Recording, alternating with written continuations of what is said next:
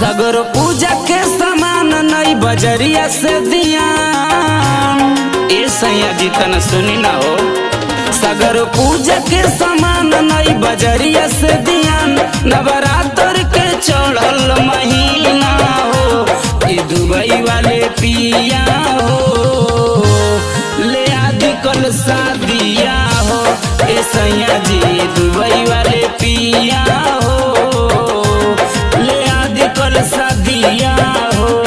शादिया हो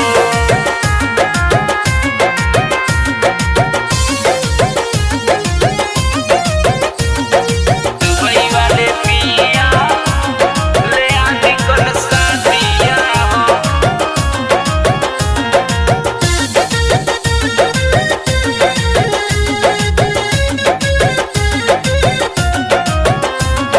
मनली मनौती मैया के धरबे हर साल कलसा हो। ए सैया जी दुर्गा मैया के कृपा से रौरा के दुबई के वीजा मिल गए। ए सैया जी दुर्गा मैया के कृपा से रौरा के दुबई के वीजा मिल गए। मिलल खुशिया अपार की गोदियों में फूल खिल गए। लादी फल जुसनार 9 दिन करब हम उपास घरे आवो तड़ी मोरे 9 बहिना हो। ए दुबई वाले पिया हो ले आदि कल शादिया हो। ए सैया जी दुबई वाले पिया हो ले आदि कल शादिया हो।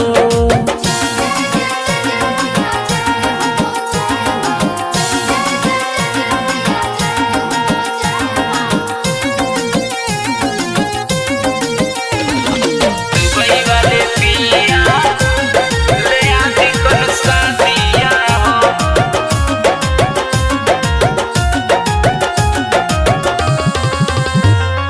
करबे सिंगार मैया के सजैबे गहनवा हो। ए सैया जी रची रची मैया के करबे सोर हो सिंगारवा। रची रची मैया के करबे सोर हो सिंगारवा।